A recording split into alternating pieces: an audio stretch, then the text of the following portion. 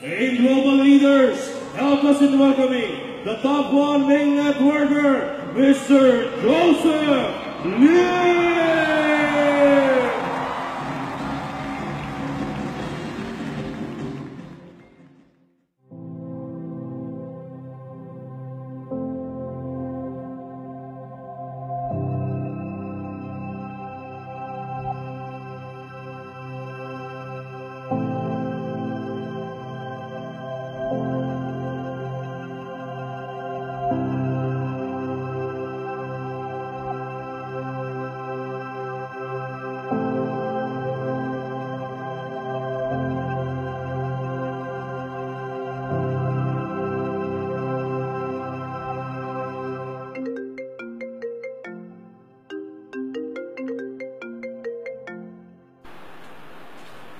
Hello?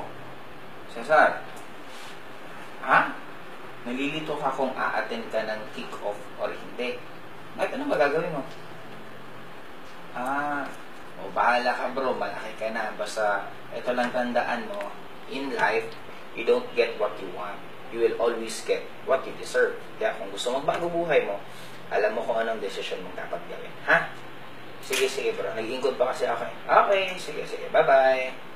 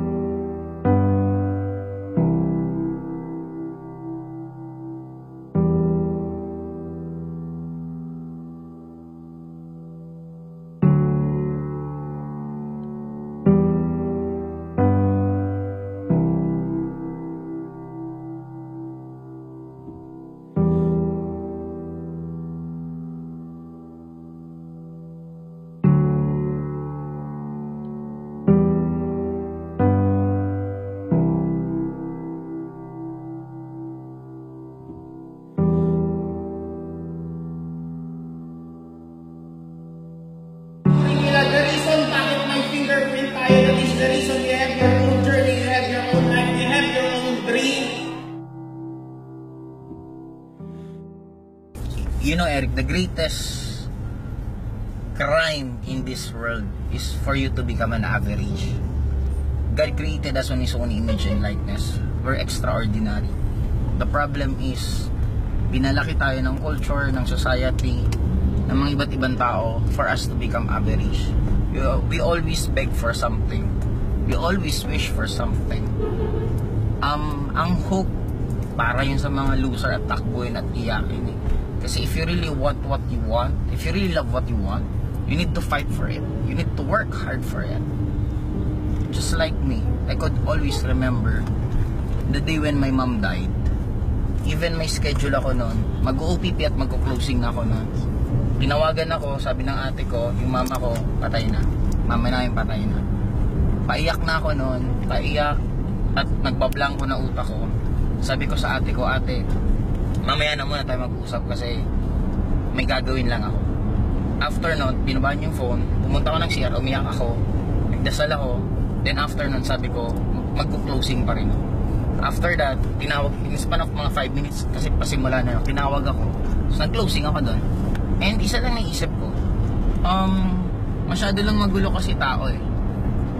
Kung naniniwala tayo ni God, bakit ka malulungkot kung yung mahal mo sa buhay, papunta na sa Kanya?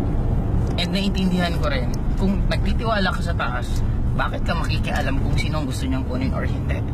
And doon ko just na-realize na pwede mo namang gawing motivation yung lahat ng nangyayari sa'yo. Then ang naisip ko na lang doon, kaya yung mom nawala na kasi alam na niya na magiging maganda yung career ko. Alam niya na magiging okay na ako sa buhay, kaya yun na yung naging way.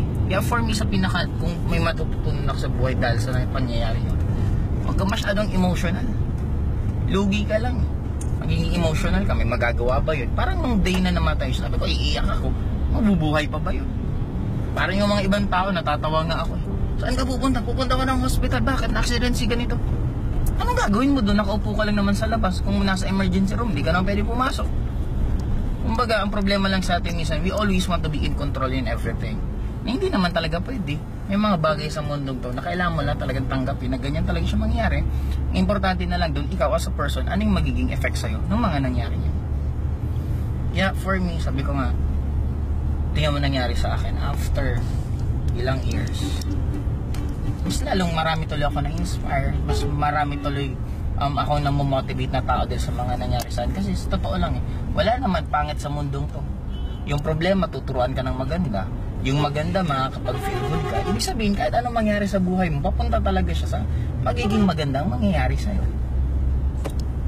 Kaya sabi ko nga how can you stop doing networking kung sa bawat araw-araw na ginagawa mo, gaano karaming tao ang nagbabago ang buhay?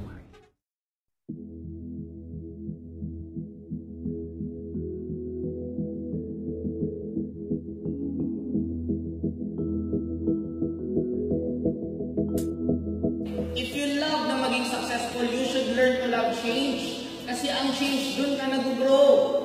Problema negative? No! Yun ang mark kung gaano ka kagaling. Dapat pag may problema ka, yung problema ang matakot sa'yo, hindi problema, hindi ikaw ang natatakot sa problema. Guys, kung ano man ang sitwasyon mo ngayon, sabihin mo sa sarili mo, pansamantala lang yan. Kung ano man ang problema ang pinagdadaanan mo, sabihin mo sa sarili mo, hindi ka kayang patataubin ng problema mo. Guys, learn to love change.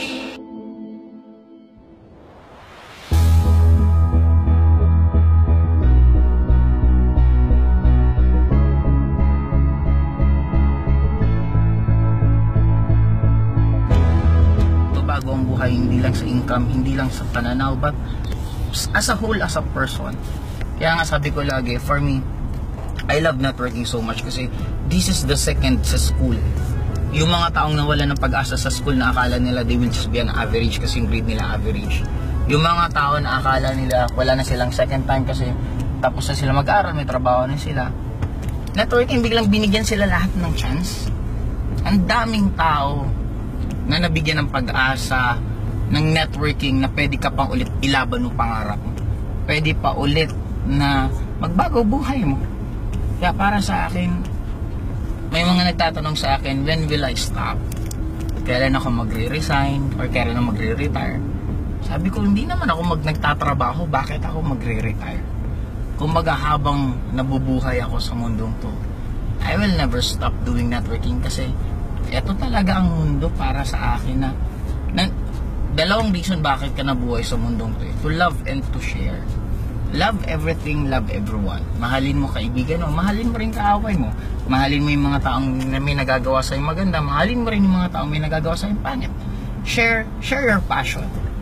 And for me, ang passion ko, gisingin lahat ng tao na paalalahanan lahat sila gaano sila kagaling.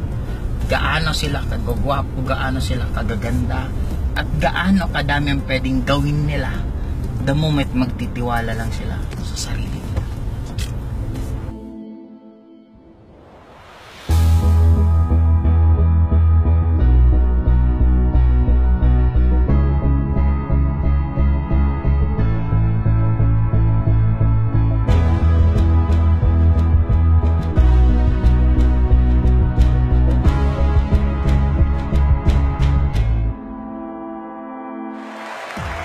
We have a very, very generous na nasa taas. Sinabi niya, ask and you shall receive, seek and you will find, knock and the door will be open. Ang sabi niya, pag hiningi mo, ibibigay.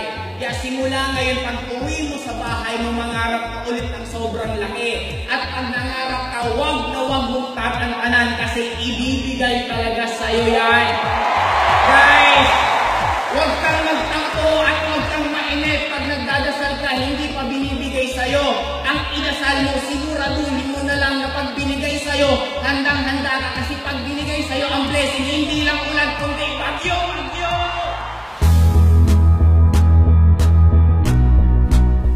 Naiingin lang sa inyo, okay lang makikipag-selfie ako sa inyong lahat. Kaya, I just learned to enjoy the present. I'm sure lahat ng tao kung gusto mo talaga maging masaya sa mundo to, matuto ka lang mag-enjoy kung anong nangyayari sa'yo.